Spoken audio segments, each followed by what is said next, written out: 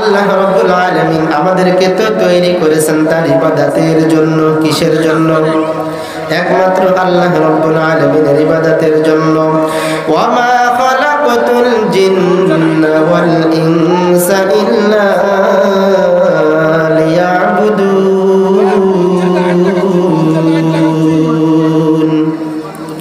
আল্লাহ রাব্বুল আলামিন বলেন, হে দুনিয়ার মানুষ, আমি তোমাদেরকে বানিয়েছি একমাত্র আমি মাওলা পাকের ইবাদতের জন্য। তাহলে আল্লাহ তাআলা আমাদেরকে বানিয়েছেন তার গোলামীর জন্য, দাসত্বের জন্য। অথচ আমরা আল্লাহ তাআলাকে না জানিয়া কত অন্যায়, কত অপরাধ আমরা করতেছি। আল্লাহ রাব্বুল আলামিন বলেন, তোমরা শয়তানের ধোঁকায় পড়ে, নফসের ধোঁকায় পড়ে আমার থেকে তোমরা দূরে চলে যাইতেছো। অথচ আমি আল্লাহ রাব্বুল আলামিন তোমাদেরকে রহমতের নজর দিয়ে তাকিয়ে আছি। আমার প্রিয় বান্দা যতই অন্যায় করুক না কেন, অপরাধ করুক না কেন, এরপরেও যদি আমি আল্লাহ তাআলার কাছে ফিরে আসে, আমি আল্লাহ রাব্বুল আলামিন অবশ্যই অবশ্যই তার জিন্দেগীর সমস্ত গুনাহকে মাফ করিয়ে দিব। বলেন সুবহানাল্লাহ। তাহলে আল্লাহ তাআলাকে চেনা লাগবে, আল্লাহ তাআলাকে অনুগত করা লাগবে।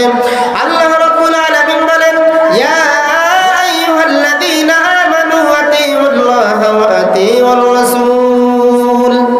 হে ঈমানদারেরা, তোমরা আল্লাহ রাব্বুল আলামিনের প্রতি আনুগত্য করো এবং রাসূলের আনুগত্য অনুসরণ আর অনুকরণ করো। নবী করিম সাল্লাল্লাহু আলাইহি ওয়াসাল্লাম একদিন রাত্রে বেলায় স্বপ্ন দেখলেন। তিনি সকাল বেলায় ফজরের পর সাহাবাদেরকে নিয়ে বসলেন। সাহাবাদেরকে নিয়ে বসার পরে সাহাবাদেরকে বললেন, আমার প্রিয় সাহাবা, আমি আজ রাত্রে এমন একটা স্বপ্ন দেখেছি। সাহাবারা জিজ্ঞাসা করলো, ইয়া রাসূলুল্লাহ, কি আপনি স্বপ্ন দেখেছেন? নবী করিম সাল্লাল্লাহু আলাইহি ওয়াসাল্লাম বললেন, আমার সামনে কিছু মানুষকে হাজির করা হলো।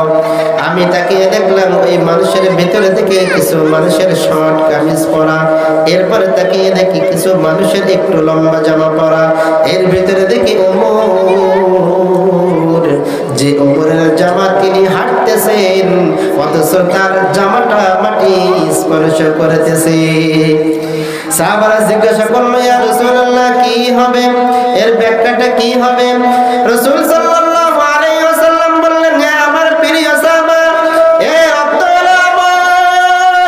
আমার কাছে যে মানুষগুলো হাজির করা হলো, এই মানুষগুলোর ভিতরে কিছু মানুষ আছে তাদের আমল হলো শর্ট, এরপরে কিছু মানুষ আমল হাজির করা হয়েছে তাদের আমল একটু বেশি। এর ভিতরে ওমরকে আমাদের সামনে হাজির করা হয়েছে। এই ওমরের নেক এত বেশি যে মাটি পর্যন্ত তার জামাটা ছুঁয়ে যাইতেছে। একজন জিজ্ঞাসা করল, ইয়া রাসূলুল্লাহ, তাহলে আবু বকরের কি খবর? রাসূল সাল্লাল্লাহু আলাইহি ওয়াসাল্লাম বললেন, আবু বকরের তো স্পেশাল। আবু বকর হিজরতের যে সময় আমার সাথে দিয়েছে, আল্লাহ তাআলা তার উপরে খুশি হইয়া গিয়েছে।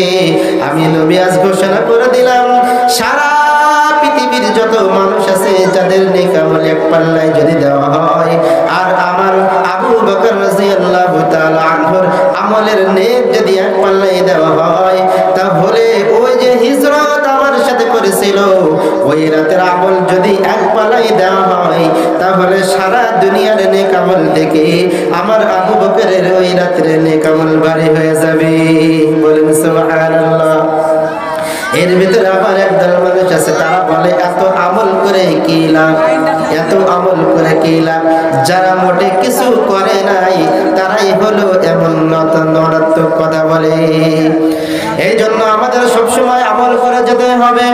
জানি না আমাদের কোন আমল কবুল হয়ে যায়, জানি না কোন আমলটা আল্লাহ তাআলা গ্রহণ করে নেবেন। আল্লাহ তাআলার কাছে সবসময় আমরা আমল করতে থাকবো। যদি একদিনের আমলটাই আল্লাহ তাআলা গ্রহণ করে নাই, কবুল করে নাই, হয়তো হতে পারে ওই একদিনের আমলের বিনিময় আল্লাহ রাব্বুল আলামিন আমাকে আপনাকে জান্নাতের মেহমান বানিয়ে দিবে।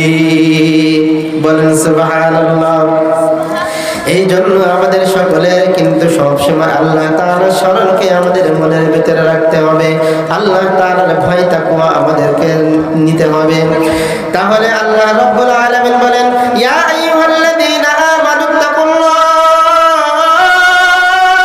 ওয়া কুনু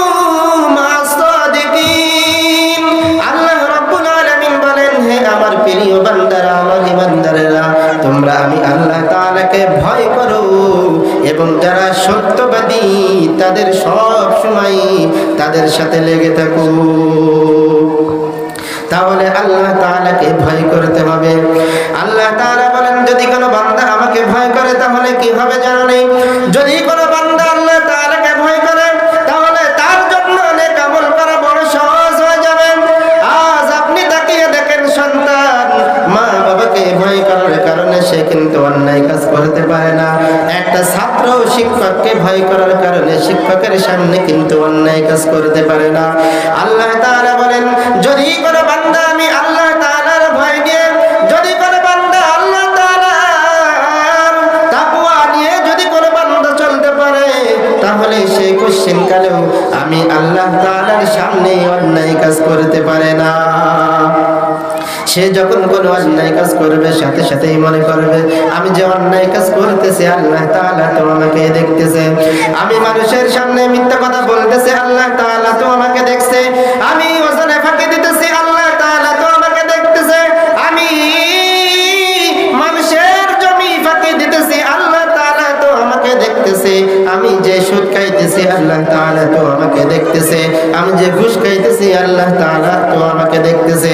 এমন ভাবে গোটা জিন্দেগিটা যদি আল্লাহ তাআলার তাকওয়া নিয়ে যদি কেউ বান্দা চলতে পারে তাহলে তার আমলনামায় কোনোদিন কোনো গুনাহ থাকতে পারে না।